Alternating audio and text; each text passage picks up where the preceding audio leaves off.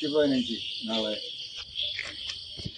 India സ്വാതന്ത്ര്യ ദിനത്തിൻ്റെയും പരിശുദ്ധ അമ്മയുടെ സ്വർഗ്ഗാരോഹണ ദിനത്തിൻ്റെയും എല്ലാവിധ ആശംസകളും പുനരുജ്ജീവൻ പവിത്ര ആത്മശാന്തി ആശ്രമത്തിൽ നിന്ന് ഏവർക്കും സ്വാഗതവും നന്ദിയോടെ പ്രാർത്ഥനയോടെ സമർപ്പിക്കുമ്പോൾ, നാളെ ആഗസ്റ്റ് 15 നമ്മുടെ 150ഓളം ശരീരം തളർന്നിട്ടും മനസ്സ് തളരാത്ത പലവിധ രോഗങ്ങളാലും അന്തരമായിട്ടുള്ളവരെല്ലാം ഒന്നിച്ചു കൂടുന്ന നാളത്തെ സുദിനം പുനർജീവൻ പവിത്ര ആത്മശാന്തി ആശ്രമം ഭരതമല കല്ലൂരിൽ. നാളെ ഇവിടെ പുനർനിർമ്മാണം ചെയ്ത ജപമാല ഗ്രാമം നാളെ ഉച്ചയ്ക്ക് 2:30 ആശീർവദിക്കുകയാണ്.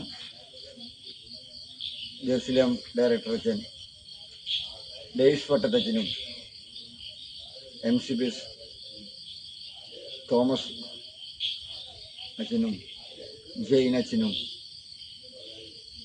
ജെയിൻ മിനിസ്ട്രി ഡയറക്ടർ അച്ഛനായ അലക്സാണ്ടർ അച്ഛനും കൂടി ഒരുമിച്ച് ഇവിടെ നിർവഹിക്കുകയാണ്.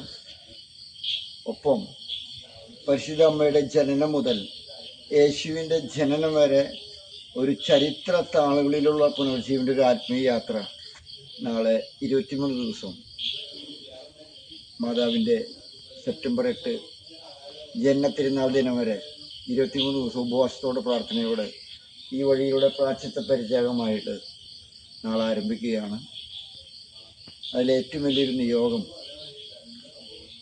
വർഷങ്ങളായിട്ട് വിവാഹം കഴിഞ്ഞിട്ടും മക്കളില്ലാത്ത 61 കുടുംബങ്ങൾക്ക് വേണ്ടി ഈ ആത്മീയ ശുശ്രൂഷ, മാതാവിൻ്റെ ജനനം മുതൽ യേശുവിൻ്റെ ജനനം വരെയുള്ള ഈ ആത്മീയ ശുശ്രൂഷ ഈ പാത സമർപ്പിക്കുകയാണ്.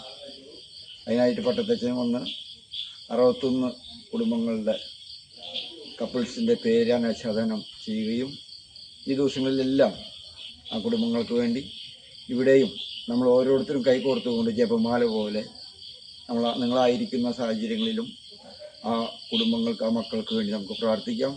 അതുവഴി മക്കളില്ലാത്ത കുടുംബങ്ങൾക്ക് ഒരു സ്വാതന്ത്ര്യം, ഈ സ്വാതന്ത്ര്യ ദിനത്തിൽ ആരംഭിക്കുന്ന മാതാവിൻ്റെ സ്വർഗ്ഗാരോഹണ ദിനത്തിൻ്റെ തിരുനാൾ ആരംഭിക്കുന്ന ഈ ശുശ്രൂഷയിലേക്ക് നിങ്ങളേവരെയും സ്വാഗതം ചെയ്യുന്നു.